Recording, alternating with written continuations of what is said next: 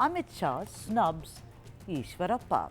You know, this is indeed a curious case of senior leader and former deputy CM of Karnataka and now rebel leader Eashwarappa, who had been invited by Union Home Minister Amit Shah on Wednesday to Delhi for consultations. But later, apparently, called off the conciliatory meeting after the latter arrived in the national capital. So Eashwarappa arrives and then he gets to know meeting cancelled. Eashwarappa had openly criticized what he calls the selfish and dynastic attitude of his one-time friend and colleague, of course, former Chief Minister of Karnataka, B.S. Yediyurappa, and his son, who is now president of the state unit of BJP, Vijendra, after Eashwarappa's son Kantesh was denied a ticket from Haveri. As a result, Eashwarappa decided to stand as an independent from Shivamogga against veteran leader B.R. Yediyurappa's son B.Y. Raghavendra in the Lok Sabha elections. But after the meeting was cancelled by Amit Shah, the entire episode has become more and more curious because Eashwarappa termed the cancellation of the meeting by Shah as an indication from the BJP High Command that he should go ahead with his decision to take on Raghavendra in Shivamogga. He said, and I am quoting him here, I received a call from Mr. Shah on Tuesday morning when he arrived in Bengaluru, during which he invited me to Delhi to discuss in person the reasons for my rebellion. But after coming to Delhi, I got a call from his office stating that he is not available to meet me. This means that Prime Minister Narendra Modi and Mr. Shah want me to contest and defeat Mr. Raghavendra to teach a lesson to Mr. Yediyurappa, who is practicing politics of dynasty.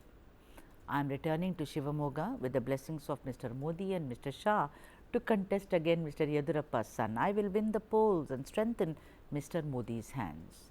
Now, you know what? Some may say that what is being perceived as a major royal snub by Amit Shah in declining to meet Eashwarappa has been turned into validation by the veteran BJP leader in Karnataka. How smart can you get in politics? But for all this, to decode all this, I am going to go to my colleague, Mohammad Wajihulla, who is joining us live. Hi, Waji. Waji, you know, when I read this in the morning, unmute yourself, Waji, I can't hear you. Yeah, you can hear me now? Yes, hi. So, when I read this in the morning, actually it broke at 4:30 and I was awake for some reason. I thought, why, how smart is this man? Because this way he can get the votes of all the people. You know, imagine he's in the BJP, but he's not in the BJP. He was once part of this entire clique, but now he's not. Amit Shah says, I don't want to meet you, declines it, whether it's health or anything. But he's going, he's come back to Shivamogga, saying that I have the blessings of Modi and Shah. Do you look at it like that, Vaji, or you differ from me? Well, Eashwarappa is a perfect example of I like to believe what I like to believe. And in this particular case, has uh, tried to change the narrative that was against him in this particular case, where he said that Amit Shah had called him, and when he went to Delhi, the meeting was cancelled. Now, from the sources that I spoke to in Delhi, what we've gathered is that before going to Delhi itself, Amit Shah had a conversation with Eashwarappa, which even Eashwarappa said that when I got a call from Amit Shah, he told me, come meet me in Delhi. In that conversation, Amit Shah clearly told Eashwarappa that you are a senior leader. You didn't fight in the past also. This time also, do not fight. We will do something. We'll give you another post somewhere, but don't fight this election. But Eashwarappa was so adamant that he wants to fight this election and he wants to fight it against his old colleague and his colleague with whom he started this entire party, because he believes that the party has now turned into a B team of a Congress when it comes to dynastic politics. Right. And Yediyurappa is killing people from his family. So when he went to Delhi, he realized, Amit Shah realized, I suppose, that when Eashwarappa is so adamant that he wants to fight, there is no point meeting him and trying to convince him not to fight. If Eashwarappa was a little dilly-dally with his decision that he may change his decision after meeting the High Command or something, then there would be a point Amit Shah meeting him.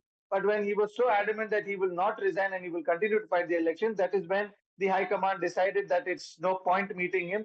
So they sent him back. But Eashwarappa, on the other hand, is, like you said, turned it into his own favor, created his own narrative. Because, yes, he clearly knows that two big BJP leaders fighting from the same place will not benefit anybody. And his entire intention of fighting looks very revengeful, because he believes that he's been snubbed very badly by Yediyurappa family. He does not believe that it's the High Command that is snubbing him. That he believes is a blessing, where they're telling him to go and fight against Raghavendra. But his actual contention is against Yediyurappa and his family, and the way they've made sure that his ticket has been taken away and Raghavendra has been given a ticket and Shobha Karanlaje has been given a ticket and other leaders have been snubbed. So this is what Eashwarappa is cashing in on. How much will this turn into votes is something that we'll only get to know on the counting day.